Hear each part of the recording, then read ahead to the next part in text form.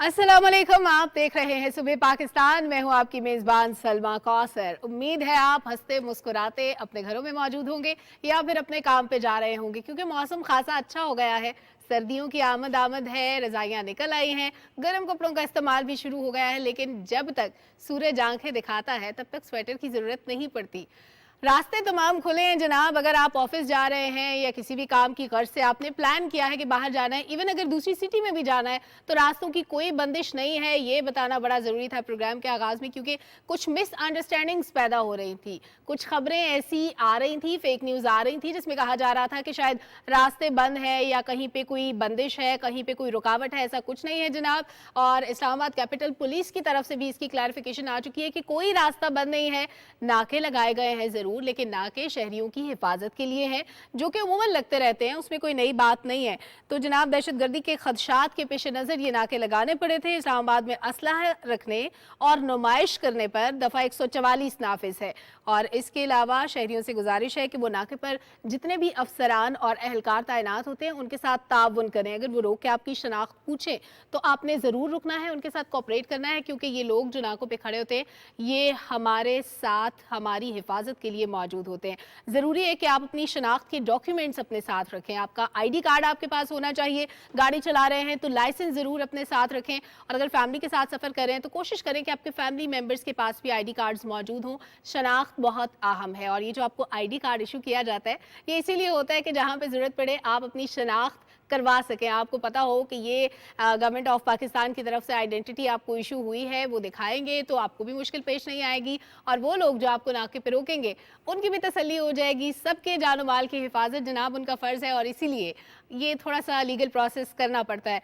तो आज का लाइनअप क्या है, हाईलाइट्स क्या है, वो मैं थोड़ा सा बता देती हूँ क्विकली, और उसके बाद हम न्यूज़ की तरफ जाएंगे। जनाब, आज हम बात करने वाले हैं स्ट्रेस मैनेजमेंट पर, बच्चों की जहनी सेहत पर। और बच्चों को देखें, अगर आपने एक बच्चे को 1 घंटे के लिए वीडियो गेम खेलने पे लगा दिया मोबाइल देकर, या फिर आपने बच्चे को 1 घंटे के लिए ग्राउंड में भेज दिया किसी फिजिकल एक्टिविटी के लिए, चाहे वो क्रिकेट खेल रहा हो, कोई भी गेम हो, इन दो चीज़ों से बच्चे की जहनी सेहत पर क्या असरात मुरतब होंगे। तो मुख्तलिफ चीज़ें हैं, मुख्तलिफ एक्टिविटीज़ हैं, लेकिन ये क्या इम्पैक्ट लेकर आती हैं। तो आज हमें ज्वाइन करेंगी सदफ आफरीन, पैथोलॉजिस्ट हैं, साइकोलॉजिस्ट है। वो हमें बताएंगी कि एक तो स्ट्रेस मैनेजमेंट कैसे मुमकिन है, और दूसरा ये कि बच्चों की जहनी सेहत के लिए क्या किया जा सकता है, उनकी मेंटल हेल्थ को अच्छा रखने के लिए क्या बेहतर है, ताकि वो रोज़मर्रा के काम भी अच्छे से अंजाम दें, वो पढ़ाई में भी तेज़ हों, उनकी सेहत भी अच्छी रहे और माँ बाप भी ज़ाहिर है खुश रहें। और उसके बाद जनाब, आज के प्रोग्राम में हम ये भी डिस्कसेंगे कि आज बहुत ज़्यादा जो है वो मौसम की वजह से भी कुछ, एक तो फ्लू फैल रहा है, और दूसरा ये कि कोविड की वेव कम हो चुकी है, लेकिन कुछ ना कुछ सिम्टम्स हमें देखने को मिलते हैं लोगों में। तो जनाब, फ्लू शॉट्स आपने लगवाने हैं ज़रूर, लेकिन ये फ्लू ना हो उसके लिए आप क्या खाएं, क्या एहतियात करें, और अगर फ्लू हो गया है तो क्या सिर्फ कहवा पीना है या कोई छोटी मोटी पैनाडोल भी खानी है। तो ये भी आज हम डिस्कस करेंगे। हमारे साथ डॉक्टर मौजूद होंगे, उनसे जानेंगे कि क्या एहतियाती तदाबीर हो सकती हैं, और अगर आपको फ्लू या कोविड या इस किस्म का कोई भी सिम्टम आ रहा है तो उसके बाद क्या करें, कौन सा टेस्ट करवाएं, कौन से डॉक्टर के पास जाएं और कौन सी मेडिसिन खाएं। और जनाब, आखिर में हम बात करेंगे इखलाकी पे। हम मुसलमान हैं, हम इस्लामी जमहूरिया पाकिस्तान में रहते हैं, हमारी इखलाकी इक़दार, हमारी वैल्यूज़ हमारे लिए बहुत मैटर करती हैं। तो ये सारी चीज़ें भी हम कोशिश करेंगे कि डिस्कस करें आज के प्रोग्राम में। इस्लामी इक़दार पे बात करने के लिए आज हमें ज्वाइन करेंगे साबिक रेक्टर इस्लामिक इंटरनेशनल यूनिवर्सिटी, हमारे साथ मौजूद होंगे प्रोफेसर डॉक्टर मासूम यासीन ज़ई साहब। उनसे जानेंगे कि हम इखलाकियात को कैसे बेहतर बनाएं, इखलाकी इक़दार को कैसे साथ लेकर चलें, और हमारी वैल्यूज़ हमारी पहचान है।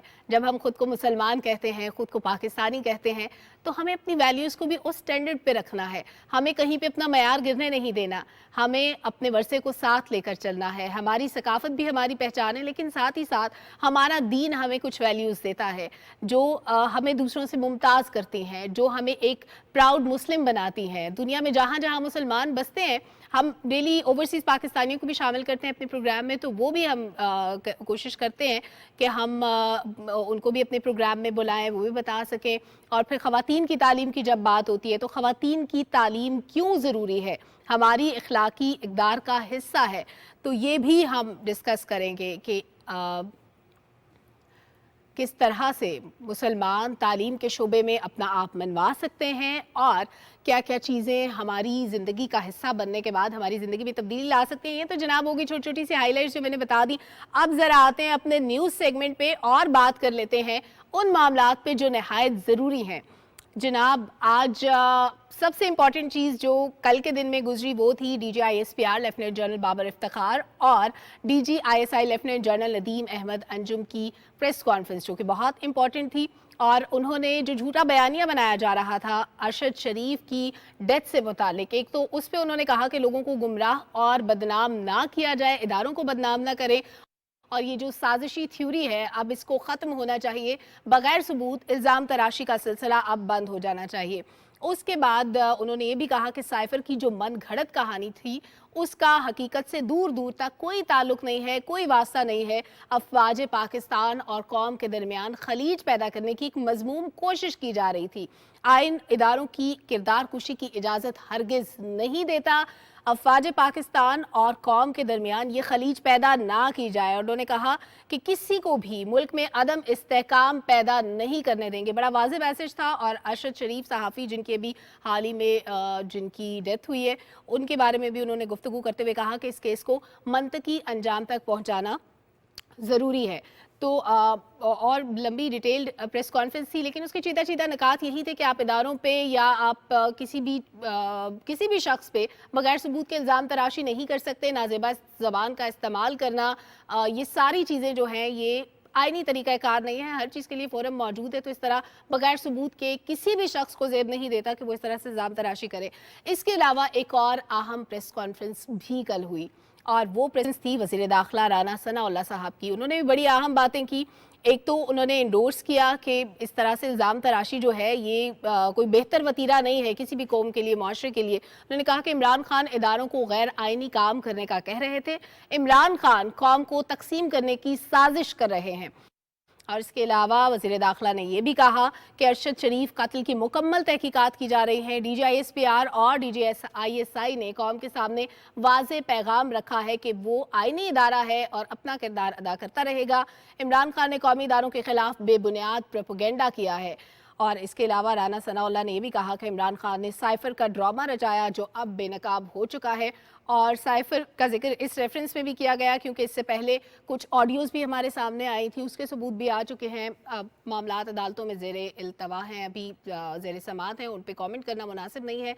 लेकिन इन तमाम चीज़ों पे हक़ाइक़ जल्द कौम के सामने आएंगे, कहना है वज़ीर दाखिला राना सनाउल्लाह का। और इसके अलावा एक मार्च जिसकी बातें की जा रही हैं, कहा जा रहा है कि मार्च किया जाएगा, तो उस पर वज़ीर इत्तलाआत और नशरियात मरीम औरंगज़ेब ने ट्वीट किया और उन्होंने कहा कि तमाम वालिदैन अपने बच्चों को, बच्चियों को, फैमिलीज़ को इस खूनी मार्च से महफूज रखें। फॉरेन फंडेड फितने ने मान लिया है कि उन्होंने आर्मी चीफ को गैर मुअय्यना मुद्दत के लिए तौसी की पेशकश की थी और इस फितने के साथ वही सलूक हो रहा है जिसका वो मुस्तहिक है। मरीम औरंगज़ेब साहिबा ने कहा कि इमरान खान, आपने करप्शन नहीं की, 4 साल डाके डाले हैं, लेकिन मुल्क तबाही की तरफ जाने से 6 माह पहले बच गया। फॉरेन फंडेड फितना फौज के इमेज को बेहतर नहीं, सिर्फ फौज बगावत और शोहदा के खिलाफ मुहिम चला सकते हैं। उन्होंने कहा कि शहबाज शरीफ और राना सनाउल्लाह जराइम पेशा थे तो 4 साल में साबित कर देते, जो कि आप नहीं कर सके। तो मरीम औरंगज़ेब साहिबा की ये प्रेस कॉन्फ्रेंस इस तनाजुर में थी कि बातें की जा रही थी लॉन्ग मार्च करेंगे, लेकिन लॉन्ग मार्च करने के लिए कोई आपके पास ग्राउंड नहीं है, कुछ ऐसा नहीं है। उन्होंने लोगों से अपील की कि अपने बच्चों को इस फितने से, इंतशार से दूर रखें। और जाहिर है जब इस तरह के मार्च होते हैं, जब इस तरह की एक्टिविटीज़ होती हैं तो कौम के लिए मुश्किल पेश आती है, लोगों का घरों से बाहर निकलना मुश्किल हो जाता है, फिर अमलाक को जो नुकसान पहुंचाया जाता है, जो तोड़ फोड़ की जाती है, ये चीज़ें भी नुकसानदेह होती हैं। तो बेहतर है कि अपने बच्चों की हिफाजत रखें, उनके ऊपर चेक रखें कि वो क्या कर रहे हैं, उनकी एक्टिविटीज़ क्या हैं, ताकि वो जो भी काम करें माँ बाप को एटलीस्ट ज़रूर पता होना चाहिए। तो ये तो जनाब हो गई कुछ ऐसी चीज़ें जिनका ताल्लुक़ सियासत से है या जो चल रही हैं जनाब मुल्क के साथ साथ, लेकिन कुछ एंटरटेनमेंट से रिलेटेड भी अच्छी चीज़ें हैं। एक बड़ी खबर जो हमारी नज़र से गुजरी, हम सुनते थे कि कोई ऐसी चीज़ दरियाफ्त होती है, कोई पौधा होता है, कोई जानवर होता है, अफ्रीका के जंगलों में मिलता है, क्योंकि अफ्रीका के जंगल बड़े मशहूर है, लेकिन बरतानिया के जंगल में भी एक यूनिक चीज़ मिली है और वो है जनाब 6000 साल के बाद बाइसन की पैदाइश। महकमे जंगलात टीम इस इजाफे को माहौल दोस्ती में बेहतरी के लिए अहम करार दे रही है। 6000 साल के बाद एक बाइसन देखा गया है, जो कि बड़ा इंटरेस्टिंग, आप स्क्रीन पे देख भी सकते हैं। ये देखने में बड़ा क्यूट लग रहा था, पता नहीं ये बाकी जानवरों की तरह मारता भी है, ये फ्रेंडली होता है, ये मुझे बिल्कुल भी नहीं पता। तो जनाब ये वहाँ पे बरतानिया में जो कैंट का इलाका था, वहाँ पे 2 रेंजर्स एहलकारों ने देखा बाइसन को, और उनके लिए भी ये हैरान कुन चीज़ थी, ज़ाहिर है उन्होंने पहले कभी नहीं देखा होगा।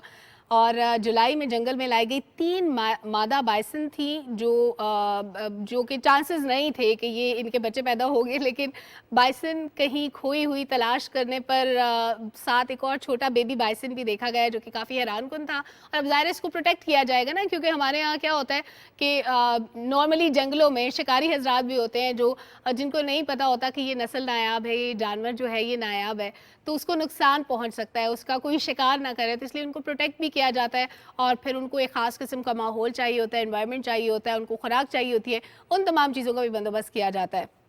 That's very interesting. लेकिन सिर्फ ये इंटरेस्टिंग नहीं है, एक और भी इंटरेस्टिंग बात है।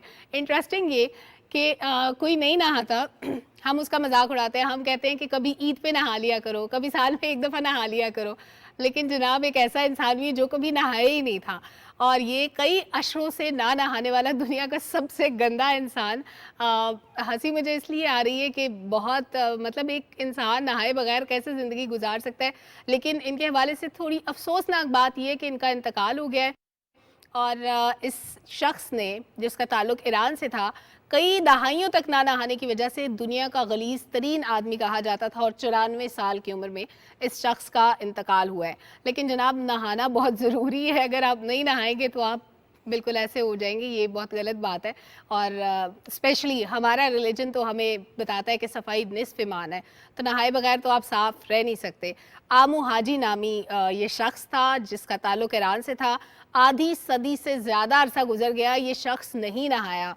तब कैसे ज़िंदगी गुजरी होगी, इतनी लंबी ज़िंदगी में बंदा ना नहाए, हाउ इज़ इट पॉसिबल। तो जनाब ये इंतकाल से रिलेटेड, लेकिन कई सालों तक ना नहाना ये कोई ज़्यादा अच्छी बात नहीं है। तो इसलिए आपने आमू हाजी नहीं बनना, आपने नहाना है, और कोशिश करनी है कि पानी ज़ाया ना करें, लेकिन साथ ही साथ नहा धो के साफ़ सुथरी खूबसूरत ज़िंदगी गुजारें, ताकि दूसरों के लिए भी आसानियाँ पैदा हों। जनाब एक और चीज़ ख़वातीन के लिए बड़ी कॉमन है, वो ये है कि हम ब्यूटी से रिलेटेड बड़ी कॉन्शियस होती हैं। हम सारी ख़वातीन ही, चाहे वो पाकिस्तानी हो, अफ्रीकन हो, कोई भी हो, किसी भी मुल्क से ताल्लुक़ रखती हो, बहुत से प्रोसीजर्स करवाए जाते हैं। स्किन से भी उनका ताल्लुक़ होता है, बालों से भी उनका ताल्लुक़ होता है। एक प्रोसीजर जो बालों को स्ट्रेट करने के लिए करवाया जाता है, और वो जनाब किया जाता है या तो थ्रू स्ट्रेटनर, और वो तो होता है टेम्प्रेरी, लेकिन कभी कभार हम करवाते हैं कैरेटिन करवाते हैं, कभी हम बोटॉक्स करवाते हैं बालों के लिए। लेकिन होता क्या है कि जब हम कैरेटिन वगैरह करवाते हैं तो हमें ये बताया जाता है कि इसका कोई नुकसान नहीं है। एक केमिकल यूज़ हो रहा है, अब उसका नुकसान तो होगा। नुकसान ऐसे होगा जनाब कि आपको पता है कि एक रिसर्च आई है जिसके मुताबिक आप कैंसर का शिकार हो सकते हैं, आपको यूट्रस कैंसर हो सकता है। मुझे भी नहीं पता था, मैंने भी कई बार करवाया होगा कैरेटिन वगैरह, लेकिन ये बहुत ख़तरनाक है। अफ्रीका में क्योंकि ख़वातीन के और मर्दों के सभी के बाल थोड़े से करली होते हैं, अफ्रीकन कंट्रीज़ में जितनी भी उस साइड के उस रीजन के लोग हैं, लेकिन पाकिस्तान में भी वो लोग जिनके बालों का टेक्सचर थोड़ा सा डिफरेंट है, जिनके बाल थोड़े से वेवी होते हैं, करली होते हैं, वो कहते हैं यार बोटॉक्स करा लेते हैं, कैरेटिन करा लेते हैं। और इससे पहले भी एक प्रोसीजर होता था, आई डोंट नो उसको क्या कहते थे, वो भी करवाया जाता था।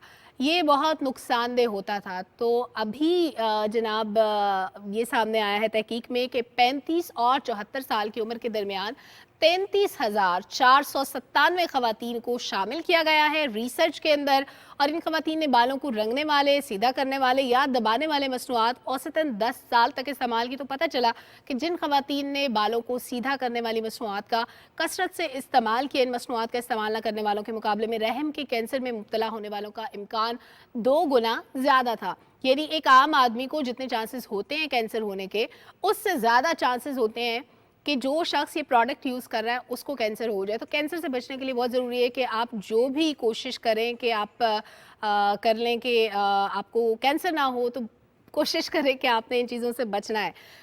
तो जनाब ये तो हो गई वो बातें जो आपको नुकसान है। एक और चीज़ जो आपको नुकसान देती है, दैट इज़ फ्लू। आपने फ्लू से भी बचना है। ये सिर्फ पाकिस्तान में नहीं होता, ये बाकी शहरों में भी होता है। और अच्छा, फ्लू को हम मिक्स कर देते हैं ना, कोविड हो रहा है, फ्लू हो रहा है, पता ही नहीं लगता।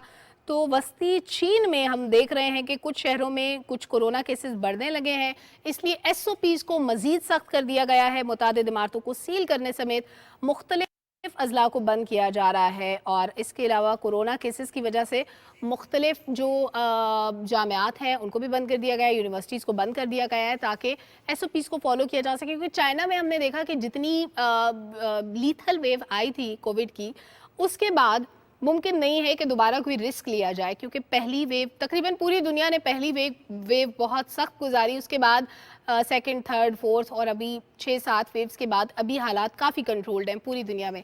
लेकिन चाइना में तकरीबन 36 जामियात हाई स्कूल में दाखिले पर पाबंदी लग गई है और उसके अलावा एक हफ्ते तक मुख्तलिफ जो वहाँ पे तहसीलें वगैरह हैं वहाँ पे भी बंद कर दिया गया है शहरों को, ताकि लोग जो है वो कोविड का शिकार ना हो, लोगों को बहुत ज़्यादा इस तरह के मसाइलों के फ्लू वगैरह हो रहे हैं। और पाकिस्तान में जो लोग हैं उनके लिए तो एक सजेशन जो कि मैं और शोएब भी अक्सर डिस्कस करते हैं कि आपको फ्लू शॉट्स लाजमी लगवाने चाहिए अक्टूबर नवंबर में। इसमें आप बहुत से वायरसेस से महफूज हो जाते हैं।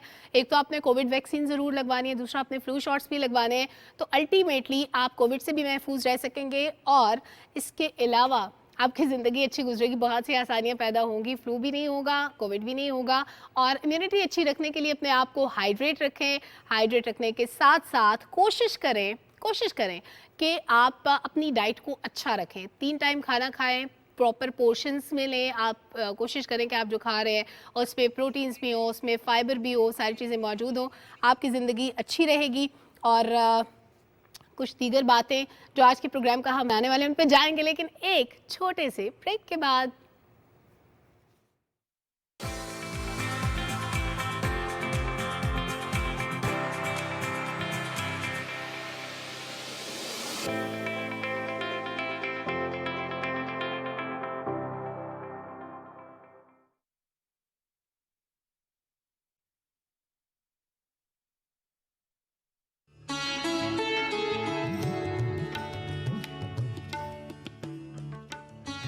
तेरी खुदी में अगर इनकलाब हो पैदा, अजब नहीं है कि ये 4 सू बदल जाए।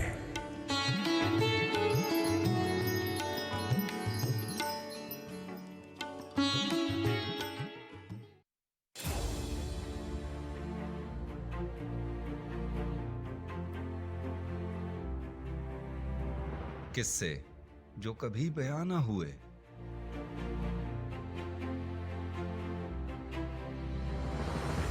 सकाफतें जो कभी आम ना हुई,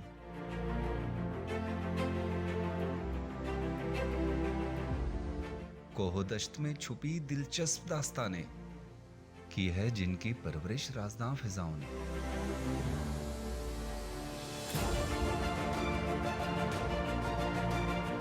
मैं हूं इरफान मलिक और मैं लेकर जाऊंगा आपको एक ऐसे सफर पे जहां मिलेंगी अनकही दास्तानें, तारीख के रंग, दिलफरेब रहन सहन।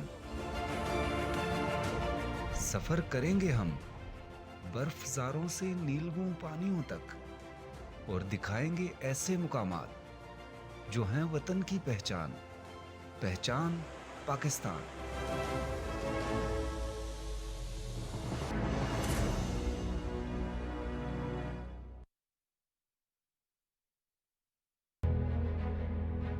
गुफ्तगू सियासी हो या गैर सियासी, बात हो कौमी मफाद की या रियासती इस्तेहकाम की, मौजू मईशत हो या सियाहत व सकाफत, या हो खेल का मैदान, खैर की आवाज उठनी चाहिए मिंबर व मेहराब से।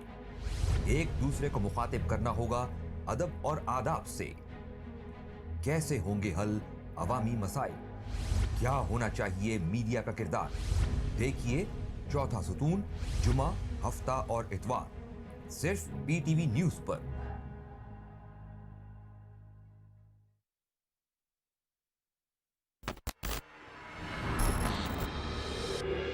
कसम खाई है हमने, हर मुसीबत का डट कर मुकाबला करेंगे। उम्मीद करता हूँ कि आपकी हुकूमत की बदौलत पूरी दुनिया में अमन कायम होगा। उसने हमें फिर अपनों के जरिए मारने की कोशिश की। आप सुल्तान मुराद के वजीर आजम रहेंगे।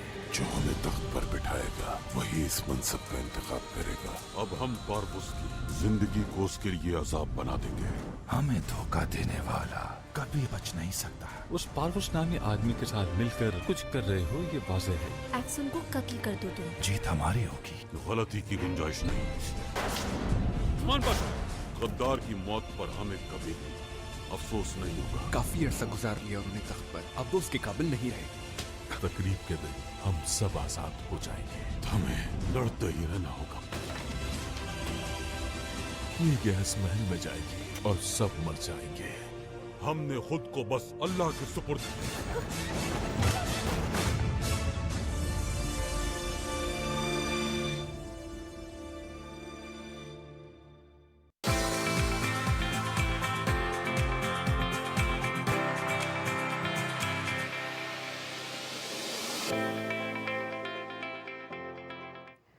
वेलकम बैक जनाब। बात करने वाले हैं हम स्ट्रेस मैनेजमेंट पे। होता क्या है, ज़िंदगी में हम किसी भी मरहले में किसी भी मुश्किल परेशानी से गुजरते हैं तो उसके बाद हमें समझ नहीं आती कि अब करें क्या।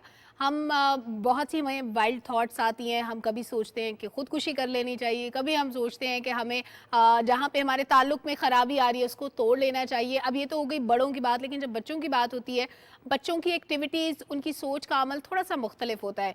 बच्चों को आप अगर एक वीडियो गेम के सामने बिठाएंगे वो डिफरेंटली उनका माइंड काम करेगा। अगर वो फिजिकल एक्टिविटी में इन्वॉल्व होंगे जिसमें उनका ब्रेन और बॉडी दोनों यूज़ हो रहे हैं, वहाँ पे उनका सोचने का अमल कुछ और होगा, उनकी बॉडी डिफरेंट तरीके से रिस्पॉन्ड करेगी।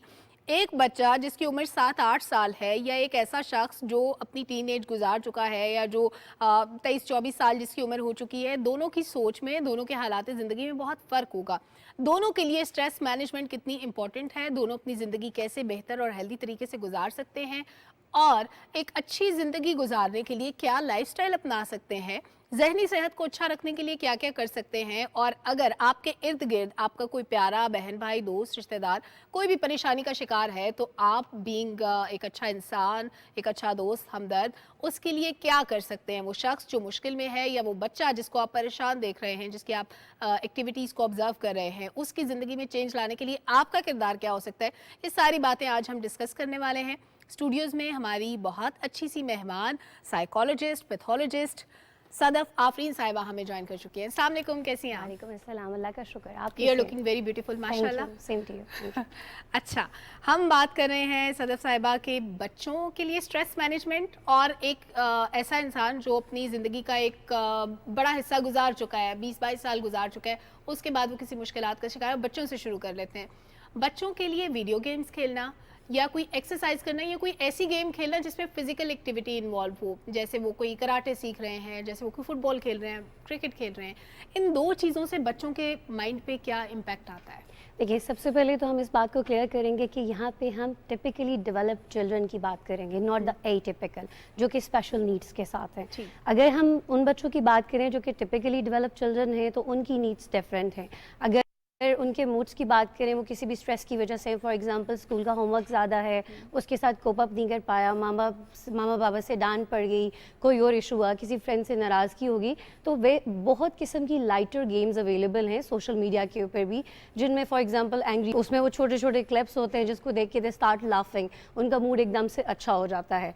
लेकिन अगर हम उनकी फोकस के लिहाज से बात करें तो जिस स्ट्रेस में जो थोड़ी देर पहले उनका मूड किसी वजह से ख़राब था, उनका एकदम से वो अटेंशन स्पैन स्विच होता है एक नए टास्क के ऊपर, और शायद थोड़ी देर बाद वही टास्क उनसे कराया जाए जिसके ऊपर वो परेशान थे कि they were unable to do it because of that specific game, शायद वो ज़्यादा इंटरेस्ट लें और वापस उस चीज़ को बहुत अच्छे से करें। एंड स्पेशली टोकन के तौर पे भी आप वीडियो गेम्स को यूज़ कर सकते हैं। बच्चे बहुत अच्छे से कि जब भी उनके पास टाइम हो, फ्री टाइम हो, उस चीज़ को अच्छे से यूज़ कर सकें। लेकिन होता ऐसे है कि हम देखते हैं बच्चों को जब हम वीडियो गेम पे लगा देते हैं तो वो ज़्यादा देर तक यूं झुक के बैठे रहते हैं, वो बहुत ज़्यादा इन्वॉल्व हो जाते हैं। फिर ये भी कहा जाता है कि वो बच्चे जो वीडियो गेम ज़्यादा खेलते हैं वो नॉन रिएक्टिव हो जाते हैं, वो सिर्फ सुनने के आदी हो जाते हैं, वो बोलते नहीं है। कोई रिश्तेदार दोस्त किसी गैदरिंग में जाते हैं वो रिस्पॉन्ड नहीं करते। बिल्कुल आप सही कह रही हैं, लेकिन देखिए हर चीज़ के प्रॉज एंड कॉन्स होते हैं, फ़ायदे और नुकसान दोनों को आप डिनाई नहीं कर सकते। अगर आप उस टर्म्स में जा रहे हैं तो yes they become more lazy, lethargic, her time बैठे रहना, एक्टिव नहीं होना, आईसाइट वीक हो जाती है।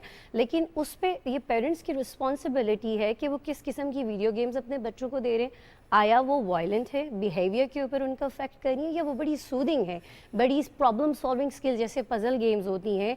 I can just give an example. मेरे पास एक बच्चा आता था, हमने उसको एक छोटी सी वीडियो गेम के ऊपर लगाया, दैट्स नेम इज़, अगर मैं गलत नहीं हूँ, बिग प्लैनेट के नाम से। एंड वो अपने फादर के साथ अटैच नहीं था, लेकिन द मोमेंट हमने उनको ये गेम शुरू कराई, ऑफिस से आने का वो अपने फादर का वेट करता, just join mutual attention, and then वो दोनों उस गेम को खेलते बिकॉज वो उसके ऑनर थे, वहाँ पे वो जो भी चीज़ क्रिएट करना चाहते। सो उनका रिलेशनशिप पे उससे बहुत बेहतर हुआ। लेकिन definitely I am not saying कि आप 1 घंटा 2 घंटे पर डे दें। येस, अगेन मैंने टोकन इसीलिए बात किया कि बहुत लिमिटेड टाइम के लिए, लेकिन that should be shared with the parents या किसी सिबलिंग के साथ। एक बच्चे को अगर हम फॉर अ टोकन एक गेम खेलने को देते हैं, एक दिन में वो वक्त कितना होना चाहिए? आधा घंटा, 1 घंटा, 2 घंटे? नॉट मोर देन 45 मिनट्स, लेकिन इट डिपेंड्स। हाँ, अगर उनकी प्रॉब्लम सॉल्व ही नहीं हो रही, वो पजल को अचीव ही नहीं कर पा रहे, जैसे कलरफुल गेम है, because you need to focus on that कि कौन सा कलर है, written in yellow but that showing in the blue, so आपने उसको कैसे प्रोनाउंस करना है। सो इस तरह की गेम्स जब तक वो सारे कलर्स अचीव नहीं कर लेते तब तक आप उसको थोड़ा एक्सटेंड कर सकते हैं, लेकिन अंडर ऑब्जर्वेशन। कोई भी ऐसी गेम नहीं होनी चाहिए जैसे आजकल पबजी और इस तरह की गेम्स है जो बच्चों को थोड़ा वायलेंट कर रही हैं। मैं उनके हक में नहीं हूँ, लेकिन वो वीडियो गेम्स जो बच्चों को जॉइंट अटेंशन की तरफ लेके जाए, म्यूचुअल शेयरिंग की तरफ, एंड पेरेंट्स के साथ प्ले के ऊपर, दैट्स वेरी इनकरेजिंग। और सिर्फ कभी हम बच्चे को उस पढ़ाने के, सिखाने के पॉइंट ऑफ व्यू से भी कुछ गेम्स पे लगा देते हैं, वीडियोस पे लगा देते हैं, क्या उसका टाइम भी 45 मिनट से ज़्यादा नहीं होना चाहिए? नहीं, मैं इसमें थोड़ा सा, हर प्रोफेशनल का अपना पॉइंट ऑफ व्यू होता है। I believe 30 to 45 minute would be enough. That is called serious game. SGS की एक सीरीज है जो कि एजुकेशनल पर्पस के नाम से आती है। पेरेंट्स वो पूरी सीरीज बाय कर सकते हैं, उसमें डिफरेंट एजुकेशनल रिलेटेड टास्क होते हैं। अगर पेरेंट्स उस चीज़ के ऊपर डेली बेसिस के ऊपर 30 to 45 मिनट स्पेंड करें अपने बच्चे के साथ, वो लर्निंग पर्सपेक्टिव में भी बहुत हेल्पफुल होगा। जैसे हमें बहुत सारे बच्चों ने एक रीज़न दी, they learn new languages. So एक आउटकम आया कि यस, लैंग्वेजेस लर्निंग के लिए भी बहुत अच्छा है। फिर अगेन मैंने आपसे कहा कि हैंड आई मूवमेंट के लिए भी बहुत अच्छा है, हैंड आई कोऑर्डिनेशन के लिए। यहाँ पे एक छोटा सा हमारे पास केस भी आया था जो कि एक बच्चा स्पेशल नीड के साथ था, उसकी हैंड्स थोड़े से शेकी हैंड्स थे, लेकिन जब हमने सेम उसके ऊपर ऑब्जर्व किया कि उनके पेरेंट्स ने कहा कि हम ट्राई करते हैं इसके साथ खेलने की, उसकी वजह से इसकी मूवमेंट्स बहुत अच्छी होगी, हैंड आई कोऑर्डिनेशन बहुत अच्छी होगी है। सो अगेन डिपेंड्स कि आप किस पर्सपेक्टिव में यूज़ कर रहे हैं, आप किस तरह की गेम्स यूज़ कर रहे हैं, आया वो बेनिफिशियल हैं भी या नहीं, ये आपको और अगर आप वो सीरीज का नाम रिपीट कर दें हमारे व्यूअर्स के लिए। सीरियस गेम्स के नाम से SG सीरीज़। SG सीरीज़, ये आप ज़रूर परचेज़ करें और आपको बहुत कुछ अपने बच्चों को सिखाने को मिलेगा। अच्छा, बच्चे कि हमने फिज़िकल नीड्स को, उसका ब्रेन, उसकी क्या रिक्वायरमेंट है, वो चीज़ें देखते हुए हमने उसको लगा दिया कि हम उसको ये इतना स्क्रीन टाइम दे सकते हैं खेलने के लिए, सीखने के लिए, देखने के लिए। अब उस बच्चे को फिज़िकल एक्टिविटी भी चाहिए। उसकी फ़िज़िकल एक्टिविटी कितनी होनी चाहिए, कितनी रिक्वायर्ड है? एक नॉर्मल बच्चा जिसकी नॉर्मल, जैसे आपने कहा कि वो ठीक है, उसकी कोई स्पेशल नीड्स नहीं है।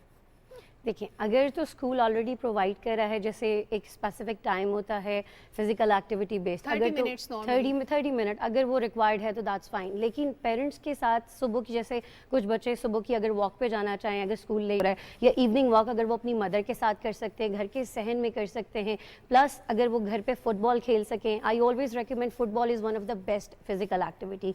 अगर पेरेंट्स घर में वो चीज़ अवेल कर सकें, या बहन भाइयों को इसकी तरफ इनकरेज करें, जैसे बहुत सारे स्पोर्ट्स क्लब भी हैं, लेकिन वो बहुत सारे पेरेंट्स के लिए फाइनेंशियली वो उसको अफोर्ड नहीं कर सकते। सो आप एक छोटा सा बॉल लें, आप घर पे एक फुटबॉल, वो नेट लगा के आप ये शो करें कि यू आर प्लेइंग टुगेदर। सो आपका बजट फ्रेंडली भी होगा, लेकिन आपका बच्चा एक फिजिकल एक्टिविटी की तरफ भी इन्वॉल्व हो जाएगा। So that is very important, because I would say कि स्क्रीन टाइम, हम हमेशा ये कहते हैं कि अगर एक्सेसिव स्क्रीन टाइम होगा, that will cause many health and mental issues as well. So I'm not in favor of excessive screen time, but I'm in favor of video games, but the positive term, like the Serious SG's game. अच्छा सदफ, हम assume कर लेते हैं कि छोटे बच्चों की परेशानियां कोई नहीं होती, छोटे बच्चे खुश खुश रहते हैं, खेलते कूदते रहते हैं, शोर मचाते हैं, रोते हैं, और उसके बाद उनकी जो भी ज़रूरत होती है वो पूरी हो जाती है। लेकिन बच्चों के स्ट्रेस, उनके प्रॉब्लम्स थोड़े से मुख्तलिफ होते हैं। अच्छे मार्क्स नहीं आ रहे, टीचर्स ने डांट दिया, पेरेंट्स निगलेक्ट कर रहे हैं, बहन भाइयों को ज़्यादा तवज्जो मिल रही है। एक ऐसा बच्चा जो अपने आप को निगलेक्टेड फील कर रहा है, परेशान है, क्या उसके एक्सप्रेशन में, उसकी फिज़िकली जब हम उसको देखते हैं, नेल बाइटिंग हम देखते हैं कि बच्चे किसी टेंशन में कर रहे होते हैं, ये नेल बाइटिंग के अलावा कौन सी हैबिट्स हो सकती हैं जो उसकी परेशानी को जाहिर करती हैं, जो पेरेंट्स के लिए कंसर्न हो सकता है? देखिए, most of the time the eye contact is one of the important factor. आप अपने बच्चे से बात करते हुए देखें, आपका बच्चा आपको या तो बहुत कांस्टेंट आई कांटेक्ट देगा, लाइक वो आपको देख रहा है लेकिन नो फेशियल एक्सप्रेशंस, या फिर वो डेविएट करेगा, कभी इधर देख के बात करेगा, कभी इधर देखेगा। आपका सबसे पहला यही होना चाहिए, आपका बच्चा आपसे हेजिटेट क्यों कर रहा है या आपसे कंफर्टेबल होकर बात क्यों नहीं कर रहा है। First reason. सेकंड, जैसे आपने नेल बाइटिंग की, देयर स्ट्रेस, लाइक कोई भी बात करते हुए, काम करते हुए कंटिन्यूसली जो है नेल बाइटिंग की तरफ लगे रहेंगे, या फिर हैंड्स को या लेग्स को मूव करेंगे, या कोई भी एक्टिविटी करेंगे उसको 5 मिनट से ज़्यादा नहीं कर पाएंगे। स्कूल का काम है, मामा आई एम टायर्ड, थक गया हूँ, मुझे भूख लगी है, मैंने बाहर खेलने जाना है, या पीछे पीछे अपने किसी भी अपने सिबलिंग के भागते रहेंगे। सो अगर आपका बच्चा आपको कोई भी ऐसी रीज़न, उसके एक्सप्रेशंस अच्छे नहीं है, उसका आई कॉन्टेक्ट अच्छा नहीं है, डेविएट कर रहा है, आप उस चीज़ को नोटिस करें। सेकंड, उसके बिहेवियर में कुछ ना कुछ चेंजेस ज़रूर आएंगे। ये तो फिजिकल अपीयरेंस की मैंने बात की, उसका बिहेवियर ख़राब होगा, वो वायलेंट होगा, स्क्रीम करेगा, अगर आप कोई बात पूछेंगे गुस्से में जवाब देगा। सो अगर आपका बच्चा 2-3 दिन पहले गुस्से में जवाब नहीं दे रहा, बड़ा अच्छे से आपकी बात मान रहा है, स्केड्यूल को फॉलो कर रहा है, then they must be something जिसको आपने एड्रेस करना है। हमारे यहाँ थोड़ा सा कल्चर ये है कि हम कहते हैं ये तो नॉर्मल है, हो जाता है, हम भी तो पढ़े हैं, हम भी तो स्कूल गए हैं, हमने भी तो ट्यूशन्स पढ़ी हैं। सो वो स्ट्रेस को आज के दौर में एड्रेस करना बहुत ज़रूरी है, बिकॉज हम जब अपने पेरेंट्स से बात करते हैं बच्चों से रिलेटेड, तो हम कहते हैं आजकल के बच्चे गूगल बच्चे हैं, एक आम लेमन टर्म में हम बात करते हैं, तो उनको गूगल की तरह के पेरेंट्स भी चाहिए, the more active the more involve one, rather than ये कि वही पेरेंट्स जिस तरह से हमारी परवरिश हुई है वो चीज़ें अब वाले बच्चे नहीं चाहिए। आपको एक्टिव होना है, आपको उनसे बात करनी है, उनको टाइम दें, उनको बाहर ले जाएं, उनसे डिस्कस करें। अगर लगता है कोई स्पेसिफिक इशू है स्कूल से रिलेटेड, फिर आप स्कूल जाएं, आपका राइट बनता है, आप पेरेंट्स से, टीचर से डिस्कस करें। लेकिन आपको अपने बच्चे को एक प्रोफेशनल को भी दिखाना चाहिए, रेदर देन ये कि आप 3-4 महीने उसको घर पे रखें, जब वो सही एग्रेसिव हो जाए देन उसके बाद आप किसी प्रोफेशनल को बताएं कि जी देयर इज समथिंग। मतलब बच्चों का एग्रेशन नॉर्मल नहीं है, आप ये ना समझे कि इसने चॉकलेट खा ली इसलिए गुस्सा कर रहा है। या देखिए, चॉकलेट का again that is linked with the special needs kids. अगर उसको आप हाइपर एक्टिव से करेंगे तो यस, यहाँ पे बहुत सारी स्टडीज प्रूव करती हैं कि बच्चे हाइपर हो जाते हैं, लेकिन हाइपर होने का डजंट ये मतलब हरगिज़ नहीं है कि बच्चा इतना एग्रेसिव हो गया एक चॉकलेट खाने के बाद कि वो टिक के बैठ ही नहीं रहा। हाँ, स्पेशल नीड्स किड्स के साथ यस, चॉकलेट हम मना करते हैं, हम कहते हैं इनको आप चॉकलेट्स, मीठी चीज़ें नहीं दें, that is proven by the studies. लेकिन बाकी अगर बच्चों में कोई इशू है तो आप ये ज़रूर देखें कि वो 2-3 दिन से अगर मुसलसल आ रहा है तो वहाँ पे कोई ना कोई पॉइंट ज़रूर होगा जिसको आपको अपने बच्चे से डिस्कस करना। और ये इधर उधर देखना, आई कांटेक्ट ना करना, ये नेल बाइटिंग, ये उन बच्चों में हम देख सकते हैं जो स्कूल गोइंग हो, या ये अर्ली एज में भी हो सकता है, लाइक 4-5 साल का बच्चा जो बहुत ही छोटा है, क्या वो भी इस तरह अपनी परेशानी को जाहिर कर सकता है? बिल्कुल जाहिर कर सकते हैं। देखिए, अगर 4 साल का बच्चा है, मिसाल के तौर पे उसने कोई भी एक ऐसी चीज़ तोड़ी है घर के अंदर जो कि बड़ी फेवरेट थी और उसके बारे में बड़ा एक कमेंट किया गया था, जी ये यहाँ से बच के निकलना है, ये इस एरिया की तरफ नहीं जाना, उससे कुछ टूटा है और उसको पता है उसको डांट पड़नी है। अगर घर में ऑलरेडी डांट वाला माहौल है, वो बच्चा कभी भी पेरेंट्स को नहीं बताएगा, डेविएट करेगा, छुपाएगा उस चीज़ को। आपने घर का माहौल कंफर्टेबल बनाना है, बच्चों को आपने रिलैक्स करना है, काम करना है, आप घर से शुरू करें। आप कभी ये एक्सपेक्ट नहीं करें बच्चा स्कूल से ही काम होके आए, आप घर का नेचुरल एनवायरनमेंट ऐसा दें कि दे फील लाइक यहाँ पे वो हर कुछ डिस्कस कर सकते हैं। So it can start even after 3.5 years। That's great. अच्छा, ये तो हो गई बच्चों के मामलात के। एक बच्चा, बच्चों के भी दुख होते हैं, बच्चों की भी परेशानियां होती हैं, आप उनको समझें बीइंग पेरेंट्स। अगर आप पेरेंट्स नहीं भी हैं, अगर आपके बहन भाइयों के बच्चे हैं तो उनको देखें कि उनकी क्या परेशानियां हैं, क्या प्रॉब्लम्स हैं, और उनको एड्रेस करने की कोशिश करें। अच्छा, अब बच्चा बड़ा हो गया, अब उसकी परेशानियों की नोयत बदल गई, अब उसको कुछ और तरह का स्ट्रेस है, जॉब का हो सकता है, यूनिवर्सिटी में मार्क्स अच्छे नहीं आए, जॉब नहीं मिल रही, अब मिल रही है तो बॉस के साथ लड़ाई हो गई है, पेरेंट्स की तरफ से शादी का प्रेशर है, कोई किसी भी किस्म की परेशानी है। राह फरार हम समझते हैं खुदकुशी को, ये आखिरी थॉट होती है जो एक परेशान बंदे के जहन में आती है। ये जैसे भी हम फ्लड अफेक्टेड एरियाज़ में देखते हैं कि लोग घर बार लुट गए, सब ख़त्म हो गया, उसके बाद लोग एक ऐसी स्टेट में हैं कि उनको नहीं पता आगे ज़िंदगी कैसी होगी नहीं होगी। ऐसे लोगों के लिए स्ट्रेस मैनेजमेंट एक मुश्किल काम है, जहाँ पे काउंसलिंग भी बहुत ज़्यादा नहीं होती। हम बतौर शहरी अपने इर्द गिर्द जो लोग देखते हैं जो बतौर इंसान अगर हम किसी की मदद करना चाहें हम क्या कर सकते हैं, फिर उस पे आते हैं कि वो बंदा खुद क्या करे अपनी परेशानी से डील करने के लिए। देखिए, सबसे पहले तो हम पर्सन की बात से शुरू करते हैं। उसके लिए सबसे इम्पॉर्टेंट ये है कि वो उस रियलिटी को एक्सेप्ट करे। Whenever we talk about the stress, we always say face and accept the reality and move forward. Whatever has been happened, जो पास्ट में हो चुका है, वो उसमें आपका कसूर था या नहीं था, वो उस पर क्वेश्चन नहीं करना। बात यह है कि जो चीज़ हो चुकी है उस रियलिटी को एक्सेप्ट करें और अपने स्टेप्स को आगे लेके चलें। अब उसमें बहुत सारी चीज़ें हो सकती हैं। अब किसी भी ऐसे विक्टिम को मैं ये नहीं कह सकती कि वो उस एरिया में बैठ के मेडिटेट करे, हर जगह रिटर्न में आएगा मेडिटेट करें, नहीं। वो अपने छोटे छोटे गोल सेट कर सकते हैं, रियलिस्टिक गोल्स, जिसमें सबसे पहले उनके लिए इम्पॉर्टेंट ये होना चाहिए कि उन्होंने अगर वो फॉर एग्जांपल फैमिली वाले हैं, उन्होंने अपनी फैमिली को कैसे चलाना है। कोई भी छोटा मोटा काम वहाँ पे किया जा सकता है। द मोस्ट इम्पॉर्टेंट छोटे मोटे काम से मुराद जिससे उनकी सेल्फ इस्टीम पॉजिटिव की तरफ जाना शुरू हो जाए। अनटिल अनलेस आप अपने आप को इनसाइड पॉजिटिव नहीं करेंगे, आप रिएक्ट भी नहीं कर पाएंगे पॉजिटिवली, पहली बात। दूसरी बात ये, एज एन सिटीज़न अगर हम अपने उन बहन भाइयों की हेल्प करना चाहें, सबसे पहले तो ये कि yes I would say counselling sessions होनी चाहिए, रिहैब सर्विसेज वहाँ पे उन एरियाज़ में पहुँचाई जानी चाहिए। हर एक इतने ढेर सारे मेडिकल कैंप्स लगे हुए, हर एक मेडिकल में एक साइकोलॉजिस्ट होना चाहिए जो उनकी स्ट्रेस मैनेजमेंट के ऊपर, उनकी उन एंग्जाइटी, अगर if they are suffering with any kind of depression, उन चीज़ों के ऊपर काम करे with the help of psychiatrist, पहली बात। दूसरी बात ये कि अगर हम उनको किसी फाइनेंशियल वे में हेल्प कर सके, नॉट एज एन कि हम उनको कोई डोनेशन ही से दें, हम अगर उनको कोई रोज़गार दे सके, ऑनलाइन कोई सर्विसेज दे सके जिसको वो वहाँ बैठे अवेल कर सके, कोई छोटे छोटे टास्क असाइन कर सके। Then the third most important, social gathering is very important for stress. जितना आप कथारसिस करेंगे, जितना आप किसी से डिस्कस करेंगे, we always say sharing is one of the best strategy. आपके पास आपके पेरेंट्स हैं, आपके पास आपके बहन भाई हैं, लेकिन सदफ ऐसे होता है ना कि हम जब देखते हैं कोई दोस्त परेशान है, हम जाते हैं उससे बात करने की कोशिश करते हैं, लेकिन वो बंदा जो प्रॉब्लम में है वो डिस्कस नहीं करता, वो ज़्यादा अकेला रहना पसंद करता है। फिर जैसे मैंने फ्लड अफेक्टेड एरियाज़ की बात की, गोल्स सेट करने के लिए हम जैसा कोई भी शहरी, कोई आम इंसान जाके उनको मोटिवेट कर सकता है कि आप अपने लिए ये करें, जो होना था हो गया। हम उनको थोड़ा हौसला देने की कोशिश करते हैं। वो लोग शायद इस सिचुएशन में कैपेबल ना हो कि वो अपने लिए कुछ प्लान कर सकें, वो गोल सेटिंग पोजीशन में शायद ना हो।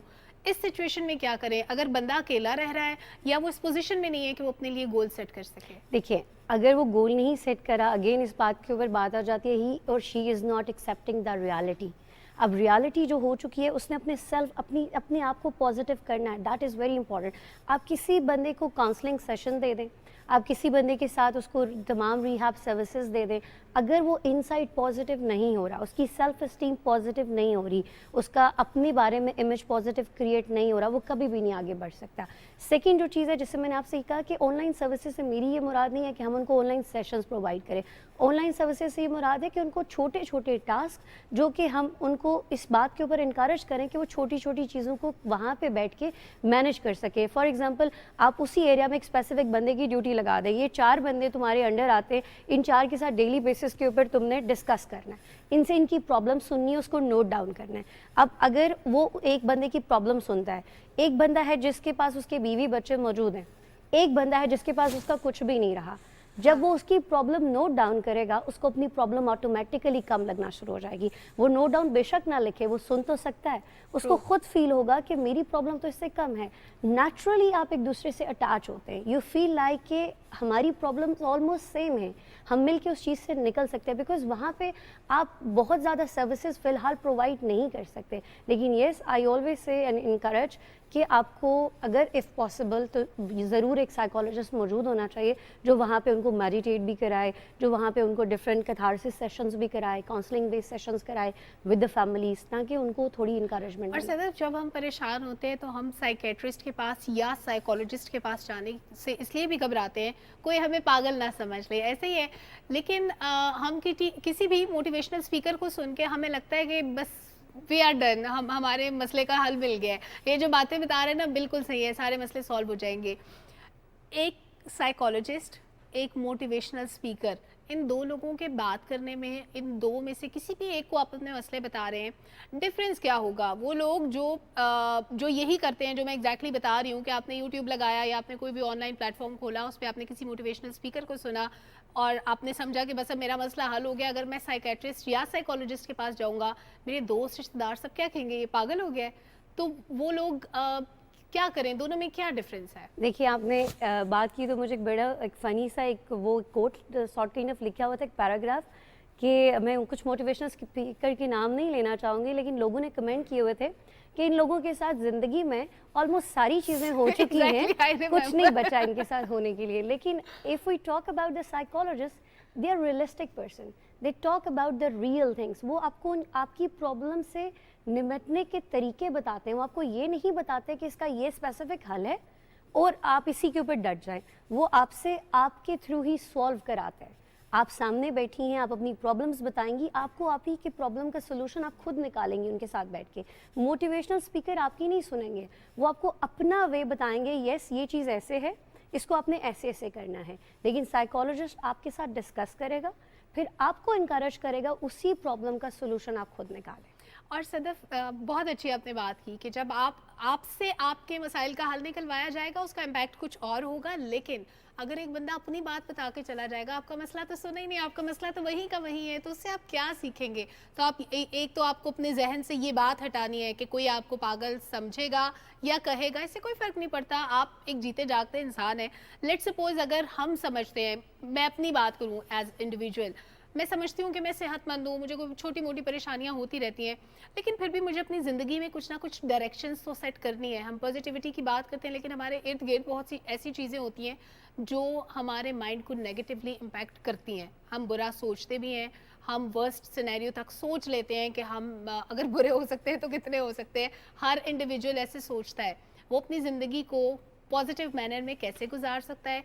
हर इंडिविजुअल को कौन से ऐसे गोल्स हैं जो सेट करने चाहिए एक अच्छी ज़िंदगी गुजारने के लिए? सबसे इम्पॉर्टेंट, चेंज योर लाइफस्टाइल। आप अपना लाइफस्टाइल देखें। सबसे पहले स्ट्रेस आने की रीजंस क्या है, कहाँ से स्टिमुलेट हो रही है स्ट्रेस। अगर आपको लगता है आप अपनी सारी चीज़ें बहुत अच्छे से करें, first we will talk about आपकी लाइफस्टाइल अच्छी है, आपका स्लीप पैटर्न अच्छा है, आपकी ईटिंग हैबिट्स अच्छी हैं, आपका एक्सरसाइज पैटर्न अच्छा है, बाकी जितनी भी आपके छोटे शॉर्ट टर्म गोल्स हैं वो भी प्रॉपर्ली अचीव हो रहे हैं। अगर ये सारी चीज़ें आप अच्छे से मैनेज कर रहे हैं तो फिर तो बहुत ज़्यादा चांसेस हैं कि आपका स्ट्रेस लेवल ऑलरेडी बहुत मिनिमम लेवल के ऊपर होगा। लेकिन अगर आप अपनी, सबसे इम्पॉर्टेंट चीज़ ये है कि आप अपनी लाइफस्टाइल ही चेंज नहीं कर पा रहे। आप एक सुबह उठते हैं, एक रोबोटिक लाइफस्टाइल है, आप उठे, आप काम पे चले गए, सारा दिन आपने बॉस की भी बात सुनी, कोलीग्स की भी बात सुनी, घर आ गए, घर पे भी आप उसी के बारे में सोचते रहे। आपने ऑफिस में नहीं छोड़ा, आप उसको उठा के घर लेके आए। घर पे आपको आपके बच्चों ने कोई काम कहा, आपके पेरेंट्स ने आपसे कोई बात की, आपने वही वाली उसी तरीके से, उसी टोन में, हार्श टोन में जिसमें ऑलरेडी आप मौजूद थे, आपने उसी में उनसे कम्युनिकेट करना शुरू किया। व्हाट हैपेंड, आपका घर का माहौल भी ख़राब होना शुरू हो गया। आप घर से किसी बात पे झगड़ा हुआ, आप उसको उठा के ऑफिस लेके चले गए। अब पहले तो आप ये देखें कि आपको अपने गोल्स को डिवाइड करना है। आपको ये देखना है आपके कौन से गोल्स इंपॉर्टेंट हैं जिनको आप प्रायोरिटी लिस्ट पे डालें। जो जो चीज़ें आपने करनी है आप उनको सेट करें। सेकंड मोस्ट इम्पॉर्टेंट, आपने ये देखना है कि आपने जहाँ पे जो काम करना है, if you working in office, आप ऑफिस का काम ऑफिस तक रखें। अगर आप घर पे कोई टेंशन है, उस चीज़ को डिवाइड करें कि it belongs to your personal life. So there should be difference between social and personal life. Third जो चीज़ जिससे मैंने आपसे कहा, आप हमेशा एक चीज़ होती है कि जी मेडिटेट करें। व्हाट इज़ मेडिटेशन, इस बात पे कोई बात नहीं करता। कोई नहीं कहता कि ये है क्या इटसेल्फ। सब ये समझते हैं आपने एक पोज में बैठ गया, आपने योगा पोस्चर शुरू कर दिया और बात खत्म होगी। That is focus. आपके लिए फोकस का बढ़ाना बहुत ज़रूरी है। वो स्ट्रेस के ऊपर हो, स्पेसिफिक प्रॉब्लम के ऊपर हो या उसके सोल्यूशन के ऊपर हो, आप अपना फोकस बढ़ाएं। आप ये देखें आप उसको सॉर्ट आउट कर सकते हैं या नहीं कर सकते। हमेशा दो तरह की प्रॉब्लम्स होती हैं, one which has solution, one जिसका कोई सोल्यूशन नहीं। जब सोल्यूशन है तो आप फाइंड आउट करें सोल्यूशन। सोल्यूशन नहीं है, इट मीन्स आपको इमोशनली अपने आप को स्टेबल करना है। Very beautiful. Every problem has a solution. Thank you so much Sadaf Afreen, आपने इतनी खूबसूरत बातें। अच्छा लगा आपसे बात करके। स्ट्रेस मैनेजमेंट, बच्चों का ख्याल रखना, बच्चों की जहनी सेहत का ख्याल रखना और बच्चों के स्ट्रेस को मैनेज करना, दैट इज़ वेरी इंपॉर्टेंट। अपना और अपने बच्चों का ज़रूर ख्याल रखें। कुछ दीगर टॉपिक्स भी हैं, उन पर भी बात करेंगे, लेकिन एक छोटे से न्यूज़ ब्रेक के बाद स्टे विद अस।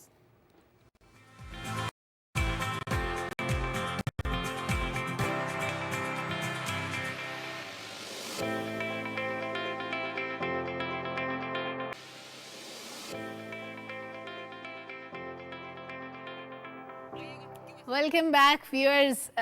एक बड़ी अच्छी चीज़ जो मेरा शेयर करना बड़ा ज़रूरी है, अगर शेयर नहीं करूँगी तो आपका नुकसान हो जाएगा। जनाब, जो पुराने नोट थे उनकी तब्दीली की तारीख करीब आ रही है। आखिरी तारीख स्टेट बैंक ऑफ पाकिस्तान ने 10 रुपये, 50, 100 और 1000 रुपये के पुराने नोट रखने वालों के लिए ऐलान किया है कि ये सारे जितने भी नोट थे इनके पुराने डिज़ाइन थे पहले, अब वो चेंज हो चुके हैं। तो आखिरी तारीख पहले 31 दिसंबर 2021 थी, लेकिन अब ये तारीख 31 दिसंबर 2022 तक बढ़ा दी गई है। तो अब आप अपने पुराने नोट जो हैं वो लेके जाएं स्टेट बैंक ऑफ पाकिस्तान, वहाँ पर एक फ्रंट पे काउंटर है, वहाँ से आपको नए नोट मिल जाएंगे। लेकिन अगर आपके पैसे बैंक में पड़े हुए हैं तो बहुत अच्छी बात है, वहाँ पर तो कोई टेंशन ही नहीं है। लेकिन अगर आप घर में रख के बैठे हैं, आपने कोई छोटा सा अपना मनी बॉक्स बनाया हुआ है जहाँ पे आपने पैसे जमा किए हुए हैं, तो वो आपने 31 दिसंबर से पहले कोशिश करें, डेडलाइन का वेट ना करें, पहले जाके चेंज करा लें ताकि आपके लिए भी कन्वीनियंट रहे और रश भी ना हो। स्टेट बैंक सारे ही लोग ना एक ही दिन पहुंच जाएं। तो 31 दिसंबर से पहले आपने 10 रुपये, 50 रुपये, 100 रुपये और 1000 रुपये के नोट चेंज कराने हैं जिन पे पुराना डिज़ाइन था और वैसे भी नोट पुराने हो गए, ऑब्सलीट हो गए हैं। तो अब आपने नए नोट लेने हैं, नए नोट जेब में रखने हैं ताकि आप कहीं ख़रीदारी के लिए जाएं, कुछ भी हो। 31 दिसंबर 2022 के बाद तो कोई आपको ये ना कहे कि भाई ये नोट चलेगा नहीं। अगर वो 10 रुपये का नोट होगा तो शायद आप नुकसान बर्दाश्त कर लेंगे, लेकिन अगर वो 1000 रुपये का नोट होगा तो फिर बड़ा मसला हो जाएगा। 1000 रुपये में बहुत सारी चीज़ें आ जाती हैं, तो वो फिर आपको परेशानी का सामना करना पड़ेगा। जिन लोगों को नहीं पता कि आपने कहाँ से नोट चेंज करवाने हैं, उनके लिए मैं एक बार फिर से बता दूं, स्टेट बैंक ऑफ पाकिस्तान के दफातर के काउंटर से ये नोट चेंज हो सकते हैं। आपने सिंपली जाके अपने पुराने नोट पकड़ाने, उसके बदले आपको नए नोट मिल जाएंगे। इसकी कोई फ़ीस नहीं होती और ये आपका फ़ायदा है। वैसे कोशिश करें कि जब भी आप पैसे जमा कर रहे हों या आप इस नीयत से पैसे लपेट के बैठे हुए होंगे आपने आने वाले वक्त में कि आपके काम आएंगे, तो कोशिश करें कि अपनी सेविंग्स को बैंक में रखें। उससे दो फ़ायदे होते हैं, एक तो ये कि कोई चोरी होने का ख़तरा नहीं होता, गुमते नहीं हैं पैसे, और दूसरा ये फ़ायदा होता है कि कभी इस तरह होता है कि नोट चेंज हो जाते हैं तो बैंक से आप जब भी एटीएम से निकालेंगे, चेक के थ्रू निकालेंगे, तो आपको हमेशा वही नोट मिलेंगे जो चल रहे होंगे, जो स्टेट बैंक ऑफ पाकिस्तान की तरफ से जो जारी किए गए होंगे। लेकिन जो पहले से जो नोट चल रहे होते हैं वो फिर अगर घर में बैठे होते हैं तो वो ऐसे होता है कि वो जनाब चेंज हो जाते हैं। और बैंक से अगर कोई कॉल वगैरह आती है तो उससे आपने ज़रूर बचना है। अननोन नंबर से कॉल बिल्कुल नहीं उठानी, और अगर आपको कोई फ़ोन करके ये कहे कि आप अपनी इन्फॉर्मेशन दे दें तो जनाब आपने इन्फॉर्मेशन भी नहीं देनी, पासवर्ड भी चेंज नहीं करना और पिन कोड तो बिल्कुल भी नहीं मिलाना किसी फ़ोन कॉल पे, ठीक है। तो ये आपने एहतियात ज़रूर करनी है। कभी ऐसे होता है कि आपको एक नंबर से कॉल आती है जो कि नॉर्मल लैंडलाइन नंबर होता है, आपसे कहा जाता है कि मैं फ़लाँ बैंक से बात कर रहा हूँ, आपका अकाउंट है, और हम इतने बेवकूफ़ होते हैं हम खुद ही कह देते हैं जी जी हमारा अकाउंट है, और उसके बाद वो हमारे ID कार्ड की डिटेल्स पूछना शुरू करते हैं, हम बताना शुरू कर देते हैं। आपको जब भी काम हो बैंक से रिलेटेड कोई भी, आपका अपना नंबर जो बैंक में लिखा हुआ है, जो रजिस्टर्ड है, आप उस नंबर से हेल्पलाइन पे कॉल करेंगे और अपना काम करवाएंगे। कभी भी आपको आने वाली कॉल, जब तक उसकी कोई ऑथेंटिसिटी आपके पास ना हो, आपको पता ना हो कि ये कॉल 110% बैंक से हो सकती है, उसको आपने इन्फॉर्मेशन नहीं देनी। और बैंक वाले कभी भी आपसे पर्सनल इन्फॉर्मेशन नहीं मांगे क्योंकि उनके पास सारा रिकॉर्ड मौजूद होता है। उनके पास आपका ID कार्ड भी होता है, एड्रेस भी होता है, फ़ोन नंबर भी होता है, आपके बैंक में कितने पैसे पड़े हैं, आपका अकाउंट नंबर क्या है, ये सारी चीज़ें उनको पता होती हैं। तो वो कभी फ़ोन करके आपसे डिटेल नहीं मांगते। और अगर आप ये इन्फॉर्मेशन देते हैं तो भाई आप अपने पाँव पे कुल्हाड़ी मारते हैं, इसका कोई फ़ायदा नहीं है, आपका नुकसान हो जाता है। तो इसलिए आपने इस नुकसान से बचने के लिए अननोन कॉल नहीं उठानी, आपने इन्फॉर्मेशन किसी को नहीं देनी, आपने अपने नोट चेंज कराने हैं। ये सारी चीज़ें आपके फाइनेंशियल बेनिफिट्स के लिए हैं। फाइनेंशियल बेनिफिट्स पे आने वाले प्रोग्राम्स में भी हम कुछ ना कुछ ऐसी डिस्कशन शामिल करेंगे जिससे आपको पता हो कि आपके पैसे कहाँ महफूज रह सकते हैं, कहाँ इन्वेस्ट करेंगे तो फ़ायदा होगा। ये चीज़ें भी आने वाले प्रोग्राम्स में हम प्रोग्राम का हिस्सा बनाएंगे। और जब मैं आपसे बात कर रही हूँ तो इसी दौरान मुझे भी बैंक से कॉल आ रही है, लेकिन मुझे पता है कि मैंने किसी को इन्फॉर्मेशन नहीं देनी। एनीवेज़, एक और अच्छी चीज़, अच्छी है बुरी है आई डोंट नो, लेकिन एलन मस्क का सुनते हैं पूरी दुनिया में माइक्रो ब्लॉगिंग वेबसाइट के हेडक्वार्टर्स का दौरा किया उन्होंने, और एक हेडक्वार्टर जब पहुंचे हैं तो ट्विटर पर उन्होंने अपना बाबू भी तब्दील करके चीफ ट्वीट कर दिया। अब आई डोंट नो ये क्या खबर थी, आई ट्राइड कि मैं इसको अंडरस्टैंड कर सकूं, लेकिन वो जनाब अब नए मालिक बन गए हैं ट्विटर के। तो अब आपने जब ट्वीट करनी है तो एलन मस्क को बिल्कुल कुछ नहीं कहना क्योंकि अब वो ट्विटर के मालिक बन गए हैं। उनके मुताबिक ये डील 44 बिलियन डॉलर्स में हुई है, 44 अरब डॉलर्स में ये डील डन हो गई है। अब वो मालिक बन गए हैं और जब वो पहुंचे हैं तो उसके बाद ये प्लेटफॉर्म आने वाले बरसों तक डिजिटल टाउन स्क्वायर बनकर रहेगा। और उन्होंने 44 बिलियन डॉलर्स की खरीदारी की वजूहत बताते हुए कहा है कि मैंने ट्विटर ज़्यादा पैसा कमाने के लिए नहीं खरीदा बल्कि इंसानियत की मदद के लिए ख़रीदा है। और हेडक्वार्टर में सिंक लेके पहुंचे हैं वो, और उसके बाद जनाब ये डील कंप्लीट हो गई है। अब ट्विटर के जो मालिक होंगे वो एलन मस्क होंगे, जो पहले से एक दौलतमंद इंसान है। उन्होंने कहा है कि ये जो मैं ख़रीदारी कर रहा हूँ ट्विटर की, ये इसलिए नहीं है कि मुझे कोई फाइनेंशियल बेनिफिट होगा इससे, बल्कि ये मैंने इसलिए ख़रीदा है कि ज़रूरतमंदों की मदद हो सके। अब वो मदद कैसे होगी, ज़ाहिर है इससे जो इनकम होगी वो फलाही कामों के लिए यूज़ करेंगे। मेरी अंडरस्टैंडिंग यही है, कुछ इससे मुख्तलिफ भी हो सकता है, दो अलग अलग बातें हो सकती हैं, लेकिन ये वाली बात मुझे ऐसी समझ आ रही है कि जनाब वो लोगों की मदद करेंगे। तो ये तो हो गई वो बातें जो दुनिया में चल रही हैं। और हम क्योंकि पाकिस्तान में ट्विटर सार्फिन की तादाद बहुत ज़्यादा है, हमसे इस फासले ही मैंने शेयर कर दिया। एक मसला जो हमें दरपेश है, मौसम बदलता है, हमें खांसी ज़ुकाम हो जाता है, नज़ला हो जाता है। अब क्योंकि जब कोविड की पहली वेव आई, दूसरी आई, तीसरी आई, उसमें भी यही सिम्टम्स होते थे और अभी तक भी यही होते हैं कि आपको माइल्ड टू स्वेयर फ्लू होता है, खांसी होती है, साथ इन्फेक्शन हो जाता है, फीवर हो जाता है। लेकिन फ्लू होता क्यों है? आपने ठंडे पानी से नहा लिया या बच्चों ने नहा लिया, फ्लू हो जाएगा। सुबह सुबह जब आप घर से निकलते हैं तो थोड़ी खुनकी होती है, हवा में टेम्परेचर थोड़ा कम होता है, उस वक्त भी आपको फ्लू हो सकता है। लेकिन आप खाने पीने में भी कुछ चीज़ें ऐसी इस्तेमाल करते हैं जिनसे आपको फ्लू हो जाता है। अब फ्लू स्वेयर होता है अगर, तो उसके बहुत से नुकसानात भी होते हैं। आपको बुखार भी हो सकता है, आपका इन्फेक्शन बढ़ भी सकता है, आपको साथ ही साथ आपका गला भी ख़राब होता है। ये दोनों चीज़ें नॉर्मली देखें कि एक साथ ही होती हैं। कुछ लोगों को तो सिर्फ फ्लू भी होता है, लेकिन ज़्यादातर लोगों का साथ ही गला भी ख़राब हो जाता है। ये दोनों चीज़ें होती हैं। क्या होता है, नॉर्मली लोग अपने आप से एंटीबायोटिक्स खाना शुरू कर देते हैं, उसका एक अलहदा नुकसान होता है। ज़ाहिर है जब आप डॉक्टर की रिकमेंडेशन के बगैर खुद ही डॉक्टर बन जाए कि भाई उन्होंने इतने साल लगा के पढ़ाई की होती है, तो खुदारा उनकी माना करें, जो डॉक्टर आपको बताया आपने वही मेडिसिन खानी है। और अगर आपको एक मेडिसिन डॉक्टर ने बताई है तो आपने अपने बहन भाइयों को बिल्कुल भी वो नहीं खिलानी। उनके लिए नुस्खा चेंज हो सकता है, प्रिस्क्रिप्शन कुछ और हो सकती है, एंटीबायोटिक ही होगी लेकिन वो डिफरेंट हो सकती है उनके सिम्टम्स को, हेल्थ को, उनकी हाइट फिजिक को, उनके बॉडी वेट को देखते हुए। तो ये सारी चीज़ें एक दूसरे से मुख्तलिफ होती हैं, तो आपने सेल्फ मेडिकेशन तो बिल्कुल भी नहीं करनी। फिर दूसरी चीज़ ये कि आप जब मौसम बदल रहा होता है, जब ठंडा मौसम आ रहा होता है, तो हमारे खाने पीने के अंदाज थोड़े से बदल जाते हैं। हमने कॉफ़ी हम लोग ज़्यादातर ऐड कर लेते हैं क्योंकि वो आपको थोड़ा सा वार्म रखती है। इसके अलावा आप गर्म चीज़ों का इस्तेमाल बढ़ा देते हैं। सूप और फिश, ये चीज़ें आपकी डाइट का हिस्सा बन जाती हैं ताकि आप ये जो सीजनल चीज़ें होती हैं इनसे आप महफूज रह सकते हैं। लेकिन डाइट के साथ साथ आप ज़िंदगी में क्या तब्दीली लाएँ, आपको अगर फ्लू हो गया उसके बाद क्या करें, तो इस पे जनाब बात कर लेते हैं। हमें ज्वाइन कर रहे हैं इस वक्त डॉक्टर सैयद फैसल महमूद साहब। डॉक्टर साहब अस्सलाम वालेकुम, कैसे हैं आप? जी वालेकुम सलाम। सर, फ्लू की बातें चल रही हैं, आजकल फिर से लोगों को फ्लू होना शुरू हो गया क्योंकि थोड़ी सी ठंड बढ़ गई है। अब फ्लू से बचने के लिए क्या करें, सबसे पहले तो ये बता दें।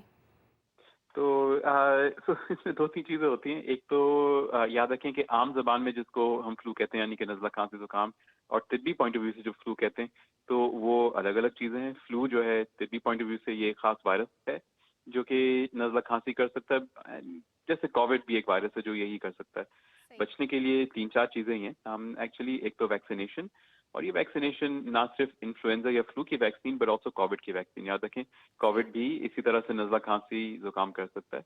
और दूसरी चीज़ कि जो कि अब हमको पता है, जो पहले नहीं पता था, कि मास्क का इस्तेमाल खासतौर पे अगर आपको खुद नज़ला खांसी हो ताकि दूसरे लोगों को ना लगे। एंड ऑब्वियसली जैसे आपने इससे पहले जिक्र किया, खाना पीना सही करना, वर्जिश थोड़ा सा, और रात की नींद नहायत ज़रूरी है। सर, बहुत सारे लोग जैसे ही फ्लू होने लगता है ना तो विटामिन सी लेना शुरू कर देते हैं खुद से ही, उनको लगता है कि वो उनका फ्लू ठीक हो जाएगा। Is that fine? खुद से ले लेनी चाहिए विटामिन सी की वो जो टेबलेट आती है पानी में डालने वाली? तो इसमें तो हमारे पास अभी कोई बहुत अच्छी तहकीक नहीं है जो बताता है कि विटामिन सी से हेल्प होता है कि नहीं होता। अलबत्ता ये ज़रूर है कि अगर आप खुद से विटामिन सी लेना चाहें तो उसमें कोई नुकसान नहीं है, प्रोवाइडेड कि ऐसा ना हो कि आप दर्जनों टैबलेट उसके खाते रहें विटामिन सी के। तो थोड़ा सा लेना चाहिए। और आखिरी चीज़ ये ज़रूर कि विटामिन सी अगर ले रहे हैं तो किसी और दवाई के साथ ना लें, क्योंकि कुछ अद्वियात जो हैं विटामिन सी के साथ साथ अगर लें तो पेट से जज़ब नहीं होती। और डॉक्टर साहब कभी जब फ्लू होता है तो साथ ही साथ हम बच्चों में स्पेशली देखते हैं उनका गला भी खराब हो जाता है और पेरेंट्स समटाइम्स डॉक्टर की प्रिस्क्रिप्शन के बगैर खुद ही उनको एंटीबायोटिक देना शुरू कर देते हैं कि इनको सिरप देंगे ठीक हो जाएगा। क्या एंटीबायोटिक्स फ्लू के लिए लेना ठीक है? नहीं जी, ये खुद से एंटीबायोटिक लेना एक्चुअली काफ़ी ख़तरनाक है। जब भी आप एंटीबायोटिक लेते हैं तो आपके अपने जो जरासीम होते हैं अच्छे वाले, वो मर जाते हैं, उनको तकरीबन 1 साल लगता है इसको वापस आने में। एंटीबायोटिक्स फ्लू चाहे वो इन्फ्लुएंजा से हो या कोविड से हो या किसी और भी वायरस से हो, उसमें एंटीबायोटिक्स का बिल्कुल भी रोल नहीं है। अलबत्ता कभी कभार हम एंटीबायोटिक्स इस्तेमाल करते हैं, मगर उसके लिए प्लीज़ अपने डॉक्टर से रुजू करें, बिकॉज मेरे ख्याल से अगर 100 लोगों को ये नज़ला खांसी जुकाम हो तो उसमें से 1 या 2 ही लोगों को ज़रूरत पड़ती है। अच्छा सर, अभी आजकल क्योंकि कोविड की वेव उस तरह से नहीं है, अभी आज ही हमने एक न्यूज़ शामिल की थी कि चाइना के कुछ शहरों में हम देख रहे हैं कि वहाँ पे दोबारा से कोविड ने सर उठाना शुरू कर दिया, लेकिन पाकिस्तान में अब केसेस काफ़ी हद तक कम हो गए हैं, 1% से भी कम है ऑलमोस्ट। तो क्या आजकल में अगर फ्लू होता है तो हमें कोविड टेस्ट करवाना चाहिए? ये बहुत ही अच्छा आपने सवाल पूछा, ये बहुत ज़रूरी सवाल है। कोविड के जो नंबर्स इतने कम है उसकी एक बुनियादी वजह यही है कि हम लोग टेस्टिंग बहुत कम कर रहे हैं। अगर आपको नज़ला खांसी जुकाम हो रहा है और बुखार नहीं है तो कोविड का टेस्ट बिल्कुल करा लें। ख़ास तौर पे अगर आपकी उम्र ज़्यादा है या आपको और कोई मेडिकल मसले हैं या आप ऐसे किसी का शख्स का ख्याल रख रहे हैं जिनको ये वाले मसले हों, ताकि वो भी बचे रहें, और अगर आप रिस्क में हैं तो फिर आपकी इलाज जल्दी हो जाए, क्योंकि इसके अब शुरू में कुछ अद्वियात आ गई हैं जो कि हम दे सकते हैं। और सर फ्लू के बाद फीवर बहुत ज़्यादा लोगों को होता है और इसके अलावा वीकनेस हो जाती है, तो ये जो फ्लू पे मैं ज़्यादा फोकस इसलिए कर रही हूँ क्योंकि आजकल जो मेन प्रॉब्लम होता है वो तो फ्लू होता है, उसके बाद गला ख़राब, खांसी, बुखार, ये चीज़ें तो बाद में स्टार्ट होती हैं। तो अगर फ्लू की वजह से आपको बुखार भी हो रहा है साथ में, तो उस सूरत में क्या आपको प्रॉपर ट्रीटमेंट प्लान लेना पड़ता है डॉक्टर से, या फ्लू अपना टाइम लेके खुद ही ठीक हो जाता है? जी, तो अगर आप फ्लू अगर आप ये नज़ला या नाक बहने वगैरह की बात कर रही हैं तो उसके लिए फ़ौरन डॉक्टर से रुजू करने की ज़रूरत नहीं है। आप खुद से ये ट्रीटमेंट ले सकते हैं, जिसके अंदर सिंपल चीज़ें होती हैं। पानी का इस्तेमाल अपना अच्छा रखना, भाप लेना, खाना-पीना जैसा आपने भी ज़िक्र किया था वो उसको बेहतर करना। एंड अगर गले में दर्द है तो इवन जो आपके घर के जो टोटके होते हैं, जैसे कि शहद हो गया, गर्म पानी हो गया, गरारे हो गए नमक के, ये सब काफ़ी हेल्प करते हैं। अलबत्ता अगर आपकी तबीयत 2 से 3 दिन में बेहतर नहीं होती या बुखार बहुत तेज़ होना शुरू होता है, सांस में तकलीफ होती है, एंड या फिर अगर आपके और बहुत सारे मेडिकल मसले हैं तो फिर डेफिनेटली डॉक्टर से रुजू करें। एंड ऑब्वियसली अगर आपको ऐसा हो रहा है तो मास्क ज़रूर पहन लें। और डॉक्टर साहब छोटे बच्चों को हम देखते हैं कि पेरेंट्स समटाइम्स नेबुलाइज करना शुरू कर देते हैं फ्लू में, या फिर कोशिश करते हैं उनको स्टीम वगैरह दें ताकि अगर उनके नाक ब्लॉक हो रहा है, उनको सांस लेने में प्रॉब्लम हो रही है, वो ठीक हो जाए। क्या डॉक्टर के पास जाने से पहले ये 2 काम किए जा सकते हैं, बच्चों को नेबुलाइज करना या उनको स्टीम देना? हम स्टीम बिल्कुल दे सकते हैं, नेबुलाइज ना दीजिएगा, क्योंकि नेबुलाइज के अंदर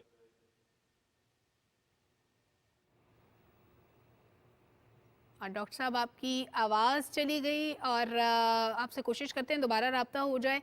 बच्चों के हवाले से स्पेशली हमें बहुत ज़्यादा एहतियात बरतने की ज़रूरत होती है, क्योंकि बच्चे ज़्यादा एक्सप्रेसिव है, वो बता नहीं सकते अपने मसाइल प्रॉब्लम। अगर उनको फ्लू हो रहा है तो पेरेंट्स को खुद ही कोशिश करनी होती है कि वो जान सकें कि बच्चे के साथ मसला क्या चल रहा है। बच्चों को नेबुलाइज बिल्कुल नहीं करना चाहिए। डॉक्टर साहब ने जैसे भी कहा कि उनकी ज़ाहिर इम्यूनिटी ख़राब होगी, उसके अंदर मेडिसिन होती है ना। हाँ, सादा स्टीम आप उनको दे सकते हैं पानी के साथ, लेकिन स्टीम इतने फासले से दें कि बच्चा जल ना जाए। बच्चों की स्किन भी सेंसिटिव होती है, बच्चों के मामलात बड़े नाजुक होते हैं, इसलिए बच्चों को ट्रीट करते हुए आपने, हाँ, ये हो सकता है कि आप उनको कहवा बना के 1-2 चम्मच कहवा आप उनको दे सकते हैं, उससे ज़रा उनकी बॉडी थोड़ी सी वार्म होगी, उससे वो बेहतर फील कर सकते हैं। स्टीम दें, थोड़े फासले से दें, और कोशिश ये करें कि सबसे पहले उनको डॉक्टर के पास लेके जाएं। और जैसे भी डॉक्टर साहब ने कहा कि खुद से तो हरगिज़ एंटीबायोटिक्स ना आपने खुद खानी है ना बच्चों को देनी है। आपकी एज कुछ भी हो, चाहे छोटा बच्चा हो, चाहे एक बड़ा हेल्दी इंसान हो, किसी भी बीमारी में जब आप एंटीबायोटिक्स खाते हैं तो आपके जो वो चीज़ें जो आपको बीमारी से प्रोटेक्ट कर रही होती हैं वो डैमेज हो जाती हैं। डॉक्टर फैसल हमारे साथ दोबारा मौजूद हैं। डॉक्टर साहब, बच्चों को नेबुलाइज नहीं करना चाहिए, बात को कंटिन्यू कीजिएगा।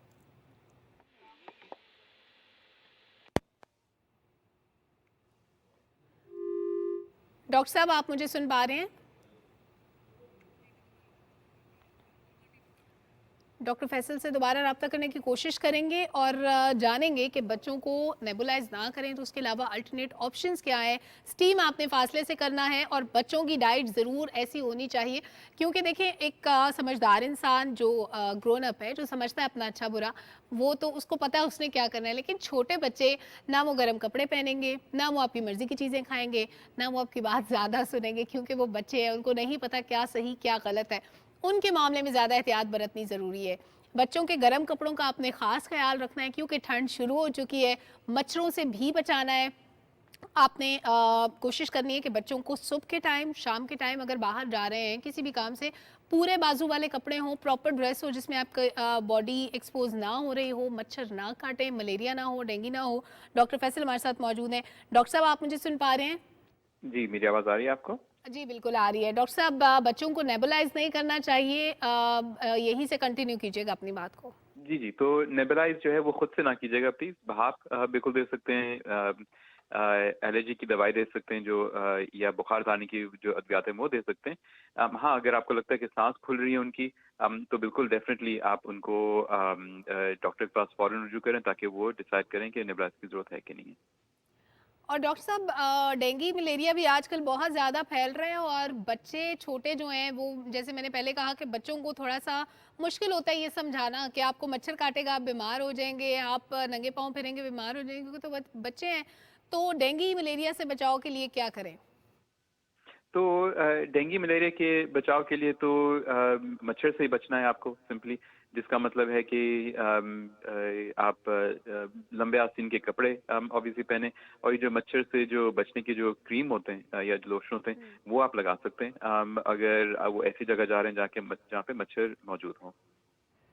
सर, डेंगू और मलेरिया में से अगर बच्चे को कोई भी सिम्टम्स आ रहे हैं तो ये कैसे पता चलेगा? क्योंकि आजकल डेंगू का वेव चल रहा है, तो जब भी मच्छर काटता है तो फौरन से पेरेंट्स खुद भी और बच्चों के लिए भी वो डेंगू का टेस्ट करवाने चले जाते हैं। तो अगर किसी को बुखार हो रहा है और बुखार की कोई खास वजह समझ में नहीं आ रही, यानी कि तेज बुखार है जिसमें में दर्द है और कुछ नहीं है, तो उस केस में ऑब्वियसली आप डेंगू की बारे में सोचने की जरूरत है। इस वक्त